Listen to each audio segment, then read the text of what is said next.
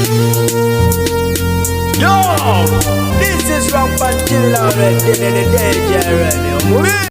Mu musango gw'okutta omukyala Magala kkooti eddumidde Nira ne UNEB kubanga ate eta details ezikwata ku suspects abasuubirwa okuba nti beenyigira mu kikolwa eky'okutta omukyala ono. Kinajjukira nti omukyala ono yattibwa oluvannyuma lw'okuwambibwa abantu abaagenda maaso okubanga ate basaba famire ye ensimbi, naye nga wadde famire yawaayo obukadde 7, omukyala ono yamala nattibwa mu bukambwe obw'ekitalo ddala. Nga tannattibwa yasooka n'asalibwako obugalo 2 bwe butyo ne buteekebwa mu envelope ne buweerezebwa abafamire okugezaako okubalaga nti abaali bamuwambye bali determined okuba nga ate bamusaanyawo singa baba tebakoze kye baagala. Famire yagenda maaso okuba nga ate esindika ensimbi eziwerako ddala miliyoni 7, naye nga bo abatemu baali bamalirivu era bwe batyo bamala ne bamugya mu bulamu bw'ensi eno.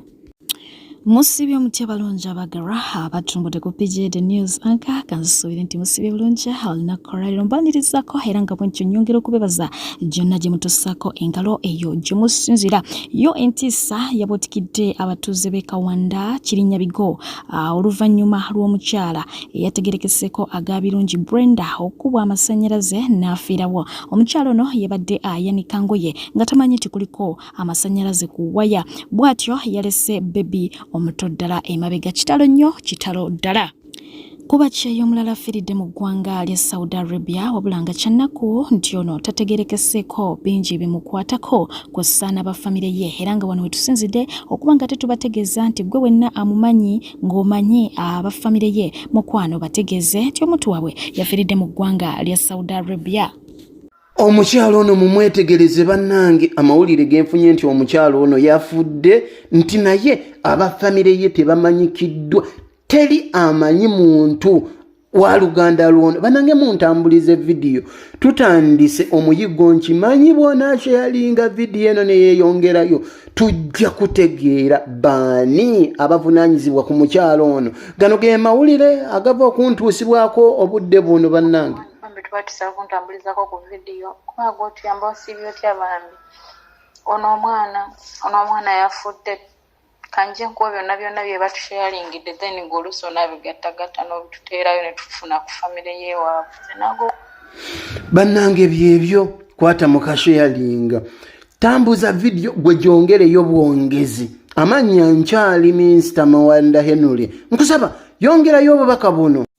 Mawanda webali nnyo webaliri ddala osaana kuweebwa bimuli byo. Omukulu oyo akola nnyo okulaba nti bankuba kyeyo naddala mu ggwanga erya Saudi Arabia mukwano abaakazibwako eryakadaama bafuna obwenkanya ate tebatulugunyizibwa mu ngeri emu oba endala. So webali nnyo webaliri ddala bambi. Abantu 3 be bakoseddwa byansuso era nga baddusiddwa mu ddwaliro nga biwalataka wali eri mu kibuga eky'Embale oluvannyuma lw'emmotoka ekika kya bus ng'eno ekola mu Kakise Transporters okutomera ekizimbe okwabadde clinic. Bus eno yabadde eva Kampala ng'eyolekera Mbale bwetyo n'eyingirira ekizimbe kino okukkakana yakirese ku ttaka nga kigwiridde n'ebintu ebyabaddewo omuli n'emmotoka. Abantu bano 3 baddusiddwa mu ddwaliro nga biwalataka. Taasule Takese nga yabali ku mimwa.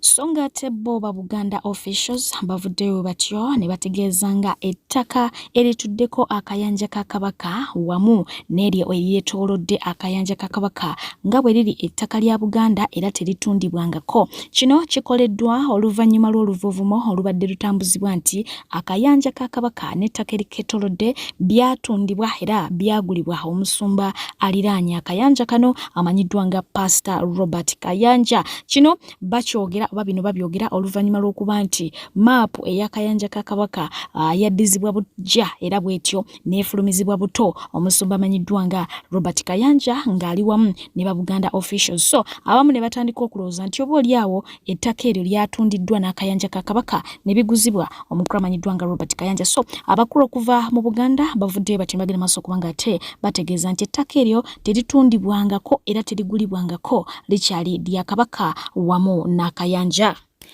Taata w'abaana yaddukidde mu batwala ensonga z'amaka e Kayunga bamuyambe okumatiza mukazi we gwe yali yakakasukira ebintu ebweru weeks 2 eziyise akomewe waka betereze bakole amaka.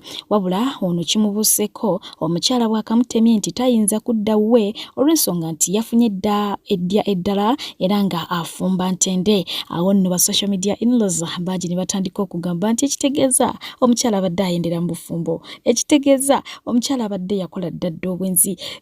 Abasajja batera okubanga ate bakola abakyala ebintu bingi, abakyala ne babeeraawo ne basirika nga balinze kalinatti kamubwe kati babeere nga bakola ki baweta. Kakati gwe mwennyini bw'okeesumulira ye abatakuzzaako omukono mulala. Era abakyala abamu bamalina okubagamba nti emibiri gyegiri naye emitima gyakola ki gyanoba dda. So ndowooza kye kyatuuse kuona omukyala omwami akanyizza kwewozaako na kwegayirira bamwegayirireko ng'omukyala amugamba nti sikyaddawo.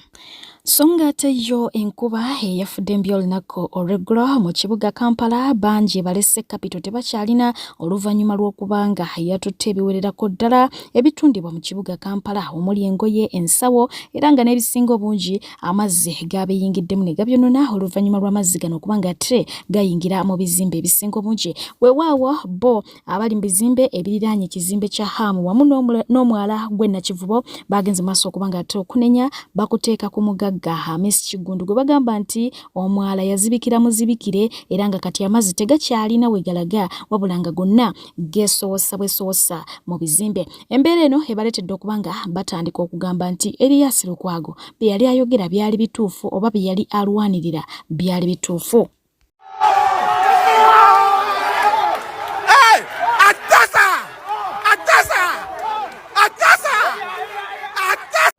So Museveni, Wanosebo, you are protecting your gain easy. There's no gain easy. Watugamba ko sebo. Mzee, lwaki togatwala mu State House amazzi gaago? Sebo, you are protecting your gain easy. Sebo gain easy tusiima. Banange. Yogera mu muzeeyi genzi tusiima ssebo. Kati mulabawo wonna ku Hamu gakutte. Tandikirawo wennyini ku Owino. Amazzi gasaze ebintu by'abantu bibyo bifudde. Tetuli wano gasaze. Kwegamba omusajja is protecting his gains.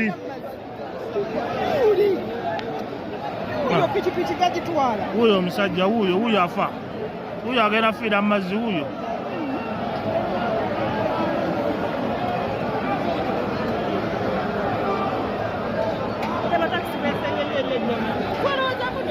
Laba jaamu. Motoka tezikyatambulirako ddala.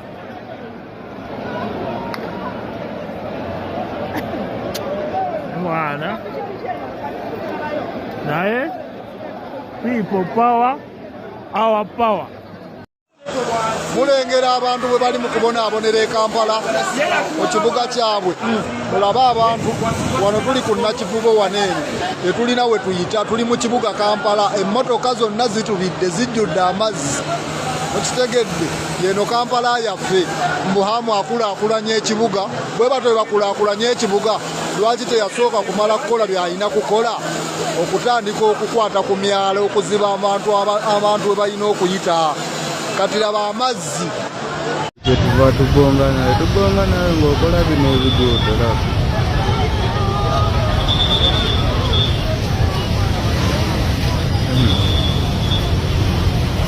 ewambukulokota waddawa omuntu ali waggulu tuka enguudo tukola za kutambuza bigere mazzi gegatambuliramu.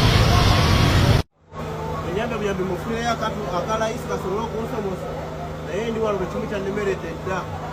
Mufuneyo akalayisi nga baganda bange banjagaliza naye nyanda bwetandikira nga sirabawo naye maama baganda bange embeera eganye nyambo pereza akaato obanga gyolieyo digito nyambo ebyo nno munnange asobodde okunyamba nsindikira akaato yandibadde akansindikira naye nga bakiranti bange abalungi temuggwamu maanyi emali yammwe ngikuumye bulungi nnyo eri seefu.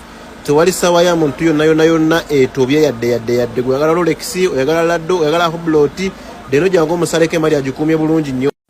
Oluvannyuma lwa Prime Minister w'eggwanga lya Uganda Robin Nabbanja okudumira okukwatibwako omukulu amanyiddwa nga Mwesigwa ono nno nga mukozi wa Galaxy FM eyavaayo kubanga ate ayogera ku nsonga z'amalwaliro. Nabbanja n'ategeeza nga we yabaswaza abantu baagenda mu maaso okubanga ate bongera okwekyawa. Wetwogerera omukulu omu ng'asinzidde Busia akoowodde Nabbanja n'amusaba nti wekiba kyetaagisa amukwate naye amutwale amuggalire olw'okwogera amazima. Ono amazima g'abadde ayogerako g'omukyala azaalidde mu luggya lw'eddwaliro oluvannyuma lw'okusanga ng'abasawo tebaliwo nti bagenze mu luwummula.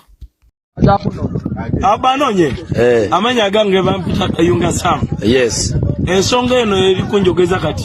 Otasingwa David Nabbanja yamulagira bamukwate. Ensonga gye yamukwasiza ng'agamba olw'okuba yayogera ku madwaliro. Nze ndi wano ndi Busia. Sofia. Omukyala ono azze wano ku ddwaliro ng'abasawo tebaliwo nga bagenze mu wikendi. Leero olunaku lwa Sande ennaku za mwezi 5 ogw'ekkumi. Tuli wano ku ddwaliro ku ssaawa zino ssaawa 10. Omukazi azaalidde wabweru ng'abasawo bonna bagenze mu wikendi nga mu yo wikendi tebakola. Minisita Nabbanja bw'oba nga ojja oli owulira ng'ensonga ezo zikukwatako nange enoonya nga bwe njogedde okunnyonnyola eggwanga si kikyamu. NRM yajja kutuyamba si kutubonereza n'abakazi baffe. Ezo ensonga zange zempereza eggwanga. Wekiba pulezidenti gira ng'onoonya akalulu. Kyekyo kyennyini. Ate ng'ye Major General Felix Kulaije yakiguddeko era singa aba ayitiddeko mu comment section ayinza obutaddangulu. Omwami ono yavuddeyo bw'atyo n'atuwako ku byafaayo bya katonotono era ng'ebyafaayo bye byabadde bigamba nti yazaalibwa mu district y'e Masaka, taata we yali peasant ate nga maama yafa amangu ddala nga yakamuzaala wayita ennaku 5 maama n'afa. Wabula agamba nti bannakyalo baali baagala kumuziika ne maama nga bagamba nti tasobola kuwona oba kusurvivinga nga tewali bbeere kubanga yali tannayiga kulya tannayiga kunywa yali yakazaalibwa maama n'akola kinaafa. So baali tebalaba nsonga lwaki bamukuuma ng'ate yandi muyonsezza already agenze era baali bateesezza bakole ki bamuziike ne maama. Wabula mukama n'akola ki n'asaasira. Olwo n'oyingira mu comment section abantu nga bakambwe bazibu nga bagamba kale lwaki tebakuziika ne nnyoko ani yabalemesa oyo tumulabeko bandi badde bakuziika ne nnyoko. Bannange comments ezo nziteeka waawo. Disclaimer walime kugamba nti ate bigambo byange bigambo bya social media in-laws babadde bagamba nti omukulu bani muzikidde ddala ne nnyina ensimbo neekola ki neemuwona. Wetwongererayo police ye Katwe eyisa omukulu amanyiddwa nga Norbert owa Norbert Events okubanga ate agenda abitebye oluvannyuma lw'omukulu amanyiddwa nga Dr. Jose Chameleon okwekubira omulanga n'amugulako emisango egy'okumujwetekako ebigambo okumulisa ate ki okumulisa engo. Omukulu ono yavuddeyo n'agenda maaso okubanga ate ategeeza eggwanga nga Chameleon bwe yatta omuntu ng'atomera mutomere mwe mwali mumanyi bya Kalamagi yajjira mu makaage kaakati waliwo omulala omukulu Norbert gwe yavuddeyo n'amulumiriza. So awo we wavudde entabwe balina entalo zaabwe zeeyongera kulanda bulanzi bulukya wabula Chameleon asazeewo okubanga ate addukira mu b'amateeka era nga wetwogerera Norbert yali yakava mu kkomera ate yayitiddwa poliisi okwongera okubanga abitebya. Chameleon yali ku Ero Beach n'atomera omuntu n'adda Livansi n'amumaliriza ddala era Kayihura ye yamuyamba ne bamusayininga okuyimba ebivulu bya poliisi n'omuntu wa bulijjo ebiseera ebyo ngayimbira kabalagala omubijjukira ebiseera bya Kayihura nga ina bakula improventers. Chameleon tebakulimba buli kyenjogera mba nkitegeeza ate mba nina facts ezimala. Ensonga olwo atamanyi ensonga za Kalamagi nti basirisa nsirise olw'okuba ebiseera ebyo IGP yaliko yali General Kale Kayihura tewali kye tutamanyi. Mu interview omukulu Edrisa Musuuza gye yasembeddeyo ddala okukola bw'atyo yavuddeyo n'agenda maaso okubanga ate akutula bannankyukakyuka oluvannyuma lw'okubategeeza nti omukulu amanyiddwa nga King Saha y'omu ku bammemba ba Federation Sacco era ng'ono yabategeezezza nti azze afuna ensimbi zino ogutali gumu egitali ebiri era bw'atyo n'abategeeza nti bwonna wajjira ng'azeetaaga bazimuwa kubanga ddembe lyabwe ng'abayimbi tebalina n'omu gwe bakola ki gwe basibira bweru kufuna ku nsimbi zino bw'atyo bwe yabategeezezza. Naye ng'ebyo byonna bikyali awo kigambibwa nti Nabe yagudde mu kibiina kya NRM ku sayidi y'abayimbi abo abeeyamu okuba nga ate bakuba campaign oba bayambako mu kuwenja akalulu ka Muzeeye era nga wetwogerera omukulu amanyiddwa nga Dr. Jose Chameleone Bebe Cool bwe batyo mbu baanyigiddwa omukulu amanyiddwa nga Eddie Kenzo oluvannyuma lw'okuba nga ate yeezibika ensimbi eziwerako ddala obuwumbi 5 ng'ensimbi ezo bali supposed okuba nga ate bazigabana bunga abayimbi abatwalibwa mu nsonga zino eza campaign wabulanga tanaba kubatemera kabwe ekyabajje mu mbeera. Omukyala amanyiddwa nga Fulufiga ku nsonga zino eza ssente mu NRM yavuddeyo n'agenda maaso okubaako byayogera oba yakwatiddwa katambi ng'alina byayogera ng'agamba nti bo bakozi ba ssente awatali ssente tewali kye bagenda kubanga ate bakola. Ndowooza wetwogerera mwena mwasobodde okukikkiriza nti ekyaviiriddeko obuzibu omukulembeze okugenda mu kuholdinga up campaign ze nga takyazikola kyavudde ku kuba nti abamuyamba mu kutegeka ziiraale babadde bamuzannyira ku bwongo nga bagenda ne bapangisa amasomero ne baleeta abaana mulaale ne babambaza butishat obwayeru. Kati ensonga tezikyekwekerera. Fulufiga abakakasizza twagala ssente buli ali wano akolera president akola lwase bano bekwaza sente fenna bali wano twagala sente twagala sente mulai nayo omusajja ina sente omusajja wa ina sente ne mumwakuna naye twagala fetusinga kwagala sente wali wa mulonza ali wanatana funa ku sente wadde wekibina ati wadalonda bufubuka ne muzeyi yagabye sente mupanga zo zayina okubera wali oyogera bikina naffe abakosinga tulina sente twagala sente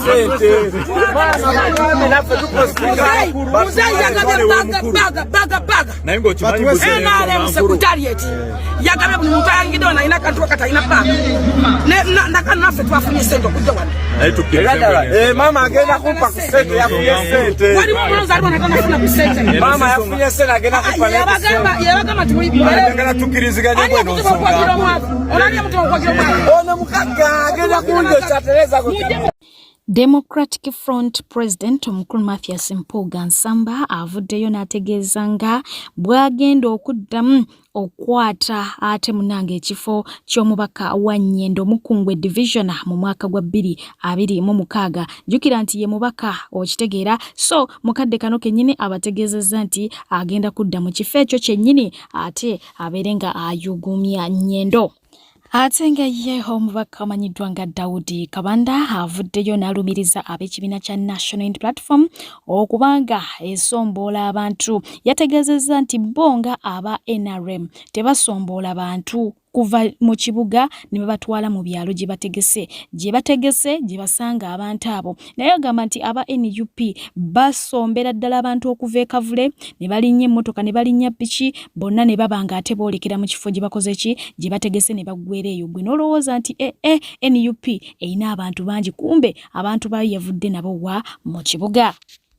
Oluvannyuma lw'okuba nga yeetegula n'ateetabana mu vetting omukyala amanyiddwa ga Nakandi Winifred Ngono yali mu NUP era nga bw'atyo yali omu ku abo abeegwanyiza ekifo ky'omubaka omukyala owa Kampala wabula n'avaamu nga bukyali n'agamba nti alabyemu kyekubiira alabyemu obutali bwenkanya. Kaakati wetwogerera avuddeyo n'ategeeza nga bw'agenda okwesimbawo obwannamunigina ku kifo ky'omubaka wa Nakawa East awo nno ng'omukulu amanyiddwa nga Alex Waiswa Mufumbiro ali mu komera essaawa eno we yeesimbye agambye nti agenda kujjanga independent.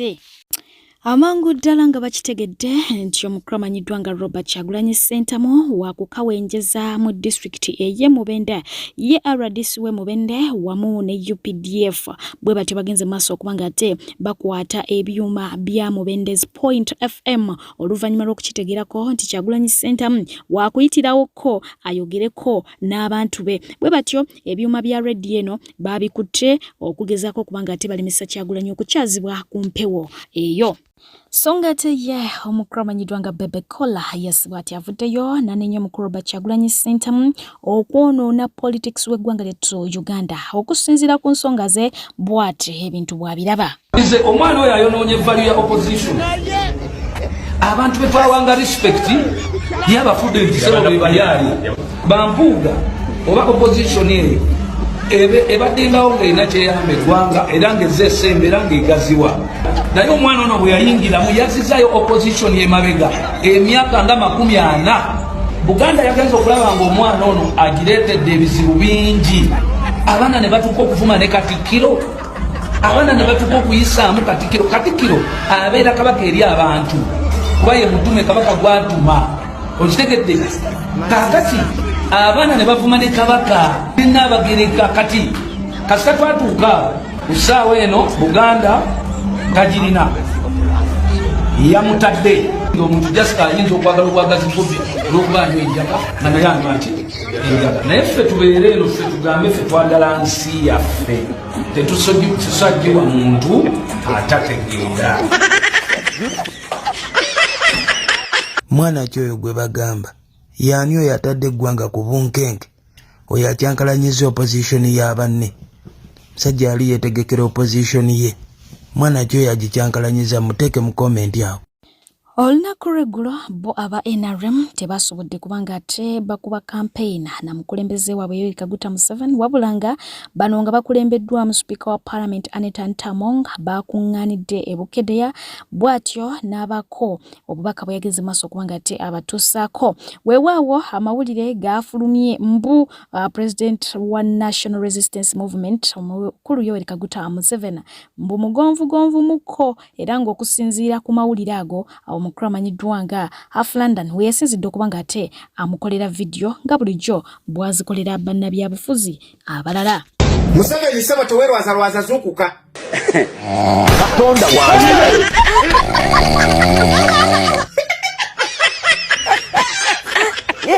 bino tebyali musebo temwali mu byakwerwazalwaza kati amaaso gabadde ki? Museveni yasombi obwana mubujja mu masomero mubulese mu zikampeyini zammwe, mulabye ensi yonna ebaguddemu nti musomba bwana buto bwe muwa omuceere kati muswadde sebo bamukulu bino tebyalimu.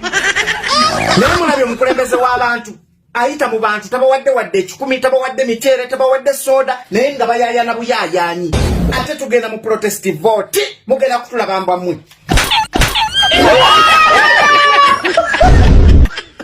Naye nga olunaku olwaleero yassa bo aba NRM bakuŋŋaanidde ku Boma Grounds wali eri mu Oyamu District okubanga ate baaniriza candidate wa NRM omukulu Yoweri Kaguta Museveni. Weewaawo ye omukulu amanyiddwa nga Elias Luyimba Zinalukola avuddeyo ate munange n'ayogera ku nsonga y'aba NRM ng'ategeeza nti bano bakuŋŋaanya abaana abato ne babeera ng'ate babateeka mu byobufuzi naddala okubakulembeza mu campaign zebagenda maaso kubanga ate bakola abaana bebasomboola.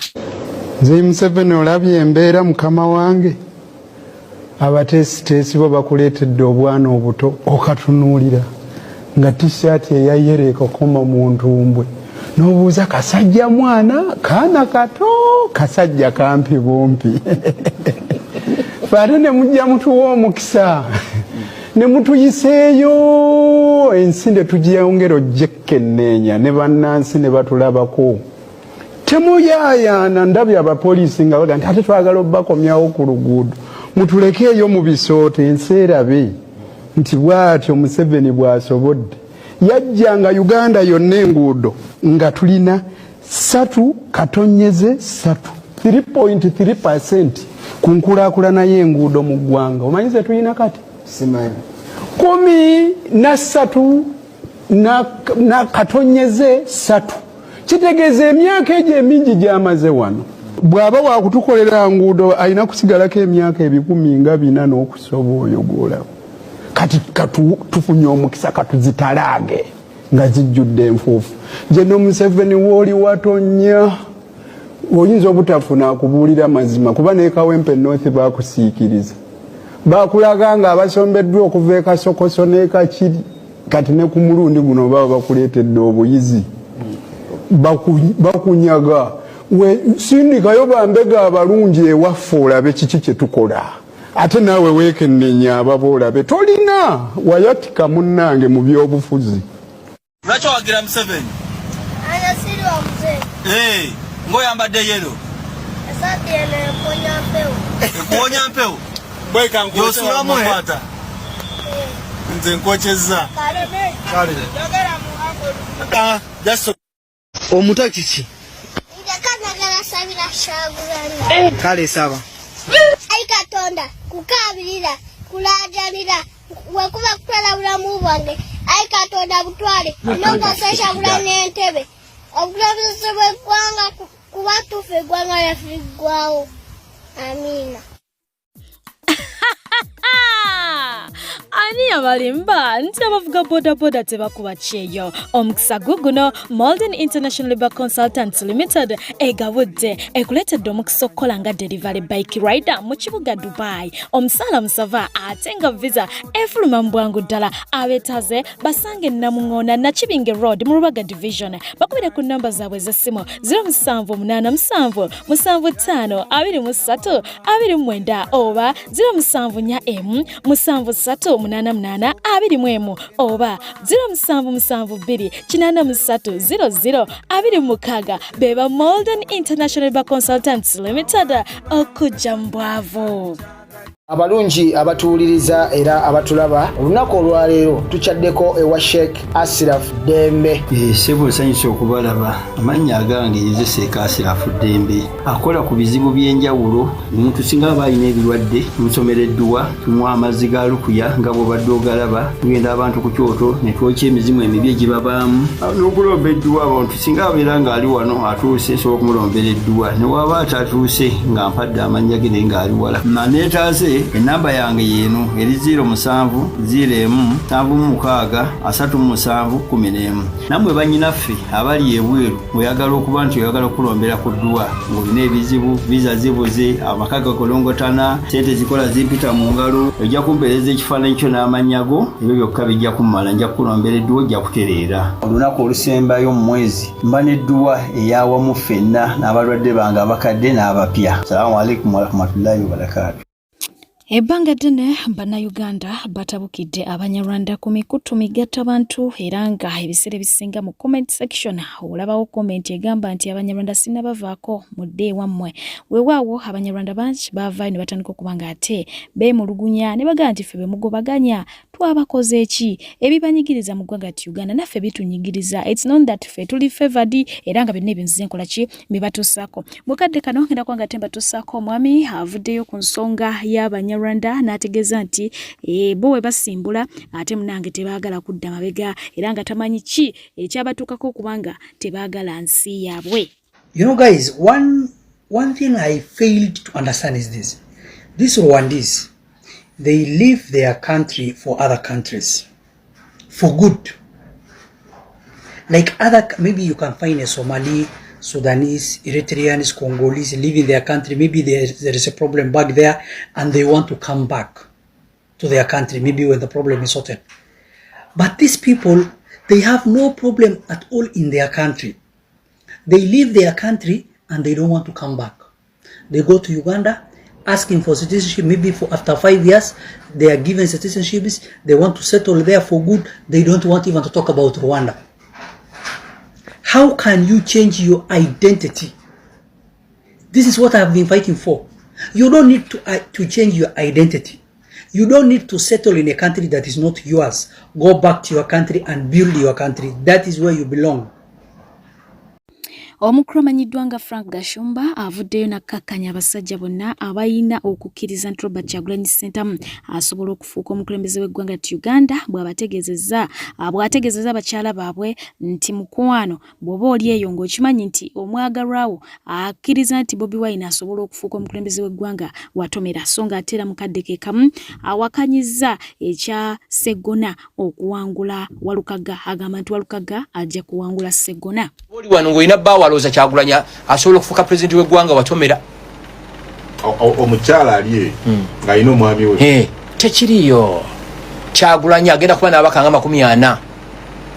NRM erina abaka 100. Ebeera n'aba independence nga 8. Okiwulidde?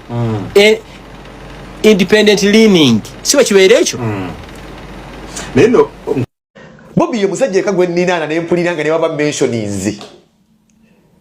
Mbanga alidde oba baloni sibanyi mpira kino abasajja mpira bakiyita baloni dio. Balandoa sibanyi balondoa. Bobby ayogera bwogezi kulinnya n'owulira ng'omuliro guyita mu buli maawa. Nze nali eranda ni Bobby n'ayogera bwogezi ku kigambo nti nno towandiika nalinnya ennyonyi nga nze nampulira yes tuwate ensazi. Awo muka ku stage nawulira akaliro nga kampitamu obuli maawa nempulira nga ninga sigaze ekinege kimu.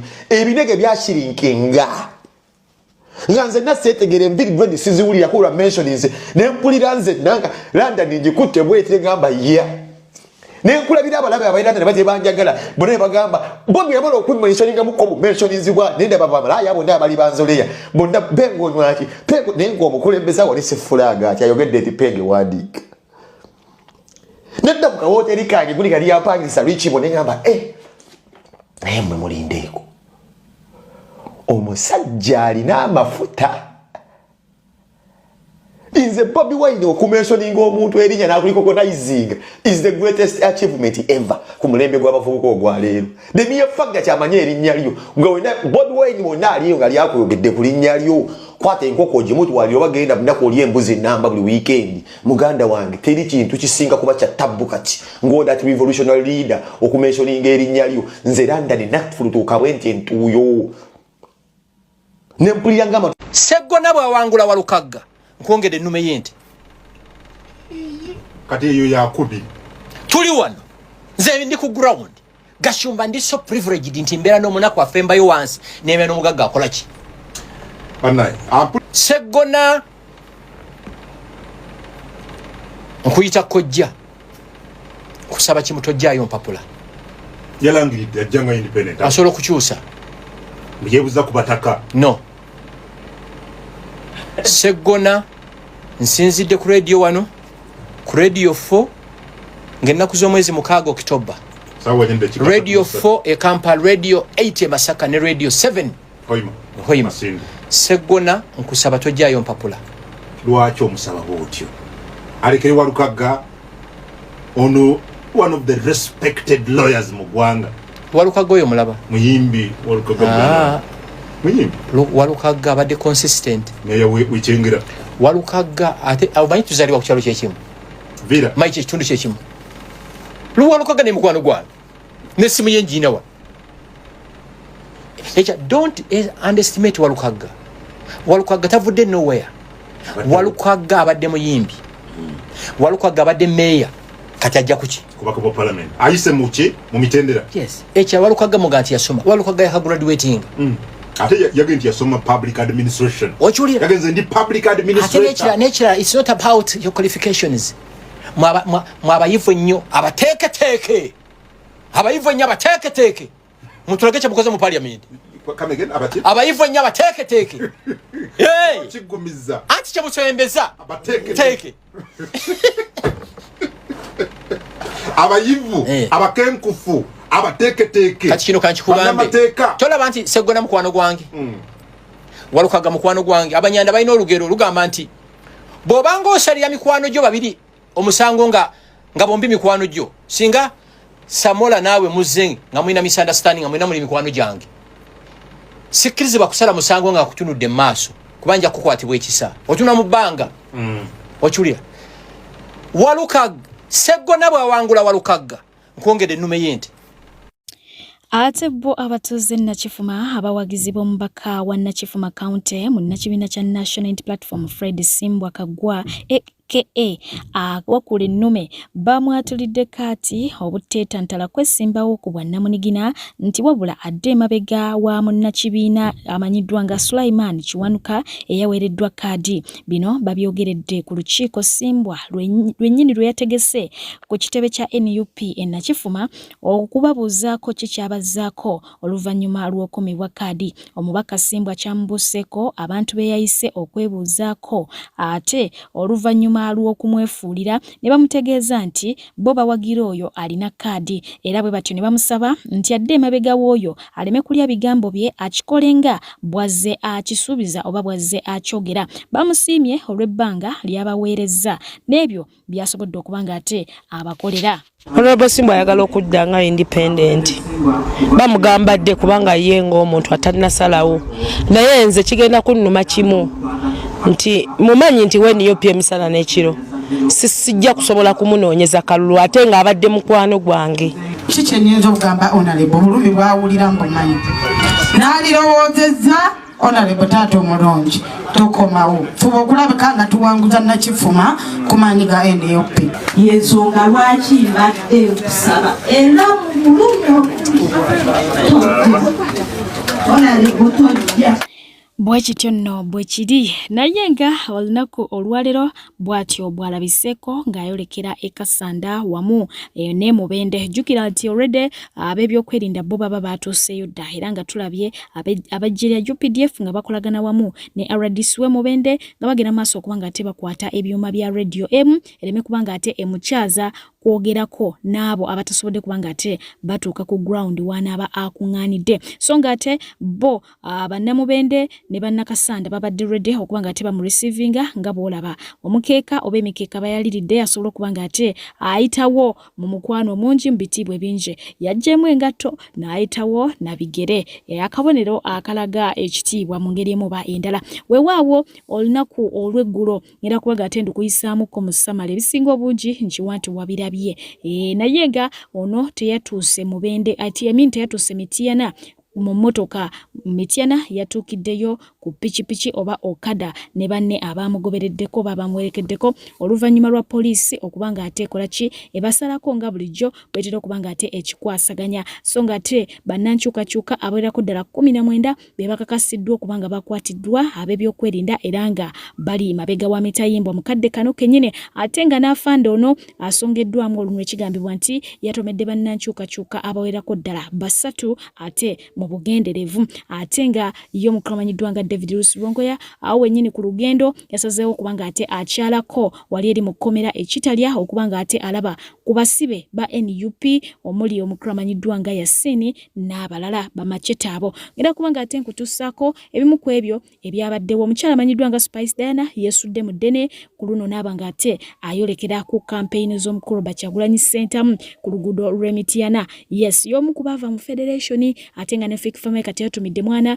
ne Palasuto yatumidde mwana bano bonna bali mu Federation naye nga kati baavaayo badda side eno King Saha abadde mugonvugonvu naye atera naye yasobodde okuba nga ate yegatta ku gaali n'ayolekera e Mubende ngenda kuba nga ate nkutuusaako ebimu ku ebyo byabaddewo olunaku olw'eggulo atakumira mpeera asigale ng'abankumidde mubeere bulungi mweraba mpozzi neetaagayo abaana abamanyi okukola juice ab'obulenzi mu kibuga Dubai yanguwa ate tubeere nga tutukwasaganya airport pickup available atakumira mpeera abankumire mweraba tokwagala omukulembeze omusajja ayimirize emmotoka ye bateekeyo ebintu by'omukulembeze batimbe nabane Kyagulanyi oyagalwa omusajja asazeewo okulinnya ku mmotoka ye kampuni yemanye n'amusasula n'amulaba edda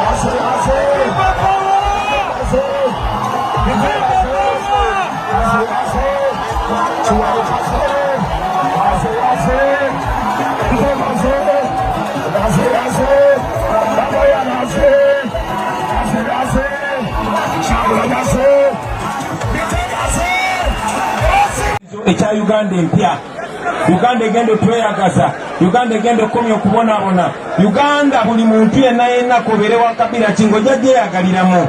Uganda nga bakulembeze bajja kuba abakozi b'abantu si bakozi baabwe. Twajja n'ebisuubizo bingi mu Uganda empya. Uganda empya eyo tetunnatannaba kupowa tetunnassa mukono.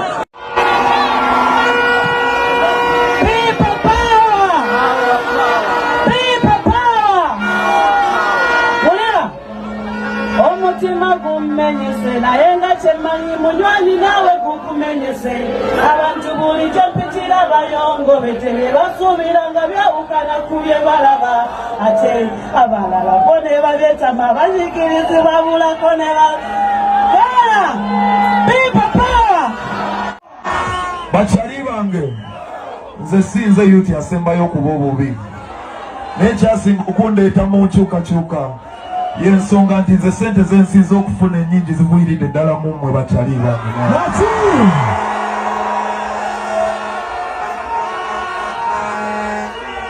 waliwo eyabuuza bwani yabagamba mbu we need freedom in Uganda. Nenjagala weebuuza ekibuuzo kimu gwe muvubuka munnange. The freedom you have, oyina freedom ekukkiriza kunywa njayi, but do you have health freedom? Do you have medical freedom? Do you have financial freedom? Do you have what it takes to have full freedom? Yeah, man. Ze wentunulira Uganda ya leero ng'omuyimbi n'abayimbi tubbiddwa nnyo. Abayimbi tuyina amaanyi agasobola okugatta ku ggwanga lino ne tulikyusa nga tusasula emisolo naye batumye omukisa ogusobola okutukaddiwa nawe mukwano gwange bwonna okaddiwa toyina agenda kujjanjaba. Ekyo kye bayita medical freedom. Twagala medical mukwano gwange Uganda ya leero ng'omuyimbi n'abayimbi tubbiddwa nnyo. Abayimbi tuyina amaanyi agasobola okugatta ku ggwanga lino ne tulikyusa nga tusasula emisolo naye batumye omukisa ogusobola okukyusa eggwanga lino sente zaffe ne zigenda mu nsawo z'abalala. Byonna bye twagala bibeere mu Uganda ensi. Abaali batwerimbikamu waliwo omusajja wammwe gwe bayita Lumu yali atwerimbikamu tebabasiruwazanga simusindikangako. Ono omusajja bamuyita Kintu alinga Omuganda eyasooka mumulabiranga ddala. Waliwo ne mwannyinaze bwe tuba mu kika ekimu nali mwagala nnyo naye nasalawo natunda omwoyo gwe taddanga n'abalimba mu linnya lyange. Omubaka waffe owa paliyamenti bamuyita Nabosa.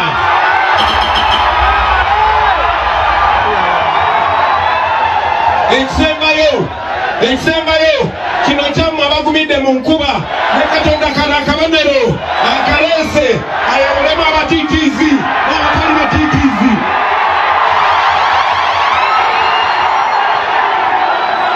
Babali wano olwaleero nkimanyi bulungi nti namwe mukimanyi tekaluka tugendamu kalamu tiyagasi tulimu emiko naye tunaliridde oba tufa.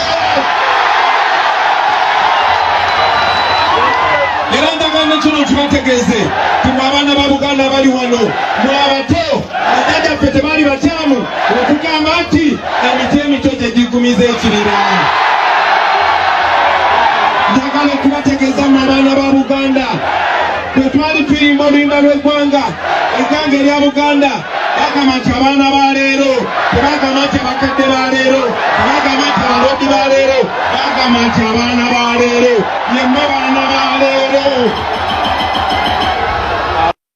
Bagambe twali ku lwaffe n'abo abatujerega tumanyi bajja keera ku makya bagambe nakyo kye tukkiririzaamu kye baali bakkiririzaamu. Tukowadde Katonda waffe gwotukontrolinga gwotuyinako obuyinza. Towa abasajja bano buyinza ku mibiri gyaffe, towa abasajja bano buyinza ku myoyo gyaffe. Tukusaba obalage nti sibe bakatonda yegwe Katonda. Tusabye ebitono Mukama naye biri mu mitima gyaffe bingi nnyo tukimanyi obimanyi era tusaba okitwe. Tukusabye nga tuyita mu linnya lye ery'amaanyi. Amen.